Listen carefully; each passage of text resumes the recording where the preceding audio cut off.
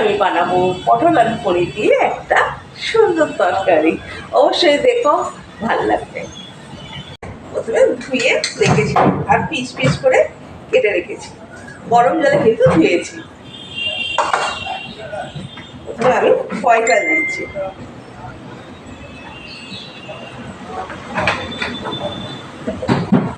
আর দিচ্ছি একটু ঘি, 1 চামচের মতো, যাতে ভালো স্মেল হয়।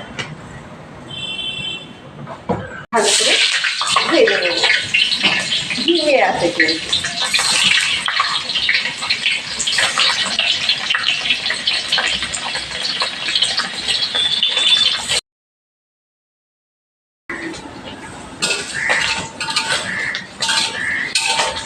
পনিরগুলো লাল লাল ভাজা হয়ে গেছে, হলদি বড় হয়ে গেছে গরমেতে।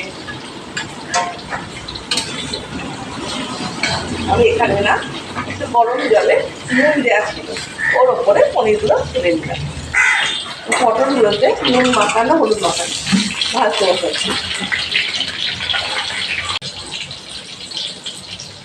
এখানে না পটলগুলো মোটামুটি ভাজা হয়ে গেছে, আমি আলুগুলো দিয়ে দেব।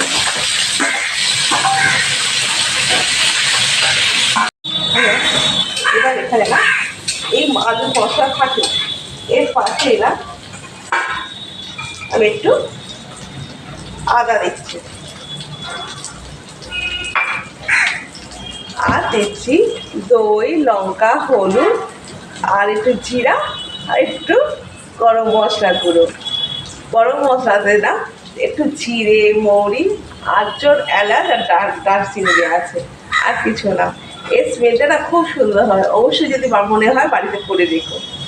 এখানে এটা আমি অ্যাড করলাম। যেহেতু পনির তরকারি, তাই এখানে আমি 1 চামচের মতো চিনি দিচ্ছি।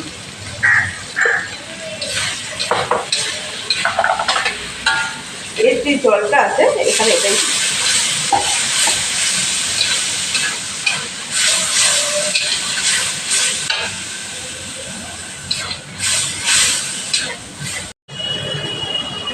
এখানে আমি তরকারি পরিমাণ অনুযায়ী নুন দিচ্ছি।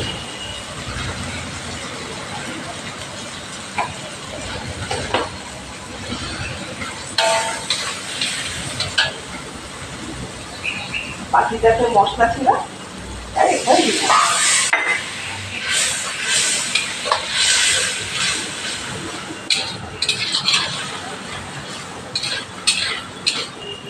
এখানে পনির এই জলের এটা এখানে দিয়ে দিলাম।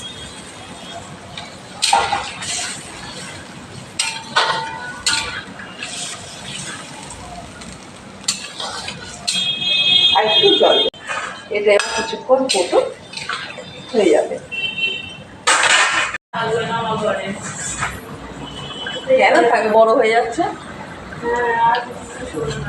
দেখো, এটা তো ঘরোয়া তরকারি, তাই দারুণ খেতে লাগবে। ঘরোয়া অবশ্যই করে খেয়েও, ভেজ দিনে বিশেষ করে দারুণ হবে। আমি গ্যাসটা অফ করে দিলাম। দেখো, পটল আলু পনির দিয়ে দারুণ একটা তরকারি, অবশ্যই করো, ভালো লাগবে।